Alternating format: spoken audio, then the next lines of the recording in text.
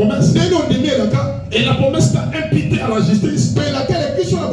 Et tu n'as pas le Saint-Esprit. C'est-à-dire que tu n'avais pas crié. Hein? Je vais finir. J'ai beaucoup parlé et je vais parler bien beaucoup dimanche. Il y a une petite histoire dans cette prédication. Je voudrais terminer avec ça.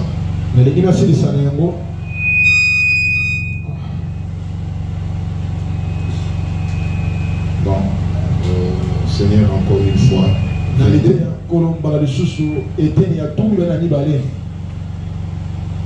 cette histoire, ça peut être sur toi, comme nous avons dit, que les naturels du puits d'esprit.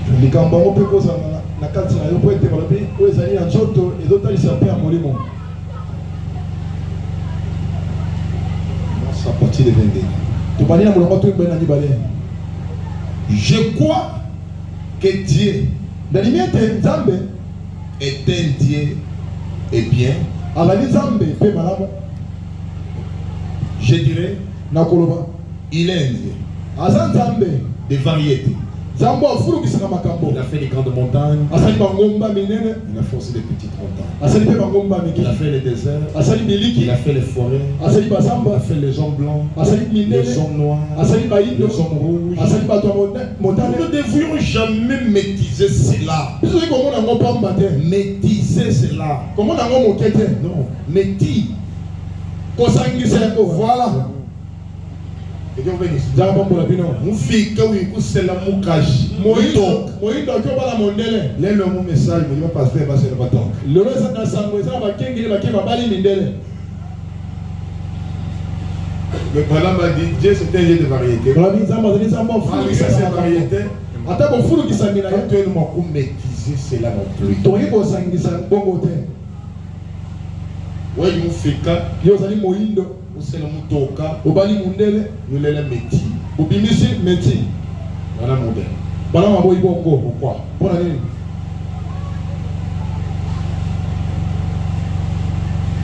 Cela devient hybride. Il y a un combien de combats sanguissés. Ni nous on voit. Ouais, moi il peut être un pasteur, moi c'est le mouton. Mon abali modèle, t'as dit qu'on y a mal.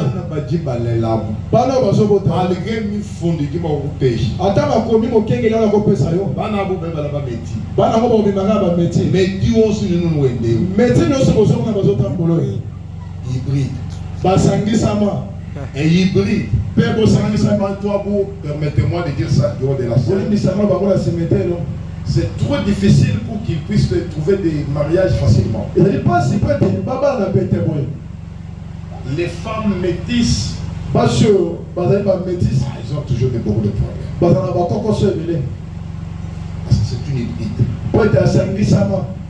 Et la sémence, vous connaissez l'autel d'hybridation. Dieu n'est pas l'autel de l'hybridation. J'ai lu le message. Maintenant, dit que c'est une hybride. Ça devient de l'hybride.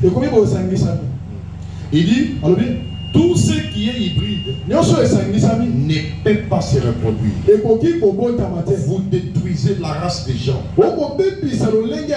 Il y a des choses chez l'homme de couleur dont l'homme blanc ne possède même pas les traits. L'homme blanc est toujours anxieux. Anxieux et soucieux. Voilà. L'homme de couleur est satisfait de la situation dans laquelle il se trouve. Il n'a donc pas besoin de ces choses. Amen. Amen. Oui. Vous avez compris ça. Autrefois, au temps de l'esclave, on vendait des esclaves. Des êtres humains comme étaient des ventes de mon acheteur. Comme on vendait un lot de voitures d'occasion. Acheter, venir des contrées. Les acheter. On allait les vendre. Gagner de l'argent. Juste comme on gagnait sur une voiture. L'occasion pour quelque chose de ce genre. Cela n'a jamais été programme de Dieu. Dieu a fait l'homme, l'homme a fait des esclaves.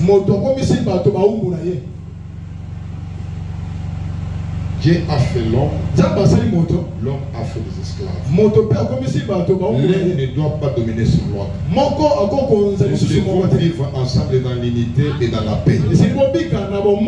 Si j'accuse encore ces rebelles-là, commence à faire ce qu'ils font. Dieu va les juger parce que Dieu n'a pas fait que ces gens-là puissent venir et expliquer notre terre. Le jugement de Dieu doit être sur eux. Et cet homme est venu à une meilleure plantation. Il avait besoin. Combien des esclaves avez-vous? Il dit 100 ou plus. Il les a examinés. Il a remarqué un esclave parmi ces gens. Un esclave était triste. Les esclaves étaient tristes. Les Boers d'Afrique avaient attrapé ces esclaves. Les Boers d'Afrique les avaient amenés ici. Ils les ont vendus. Et les gens savaient qu'ils ne retourneraient plus jamais dans leur patrie. Ils savaient qu'ils étaient ici pour rester dans leur vie. Ils ne reverraient plus jamais leurs enfants. Ils ne rêveraient plus jamais papa et maman. Ils étaient ici toujours. C'était triste. On avait même des fouets. On les fouettait pour les faire travailler. On devait donc faire des travail. Parce qu'ils ne voulaient pas travailler. Ils étaient complètement abattus. Cet acheteur, l'esclave a jeté un bouteille. Il a vu un jeune homme. Parmi ces esclaves, on avait besoin de les fouetter. Il avait les torses bombés, les mentions relevées. Il était tout autour au travail.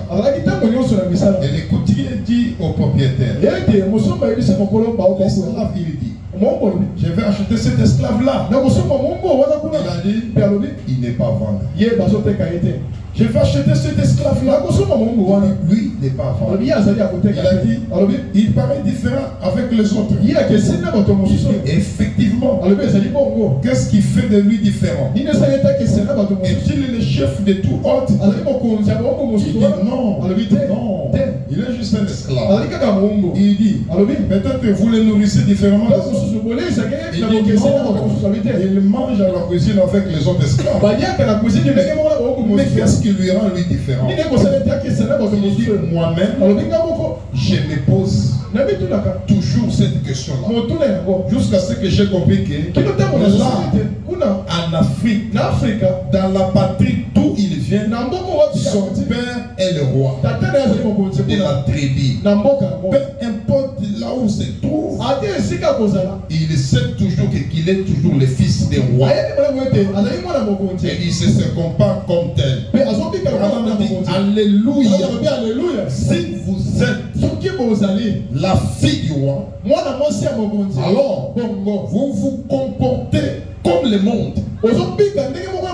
Si vous êtes un fils du roi, ne vous comportez pas comme le monde. Nous savons que nous sommes les fils et filles de Dieu. Même si nous sommes ici dans un monde de ténèbres, de la mort, des chagrins, cependant, nous savons où se trouve notre héritage.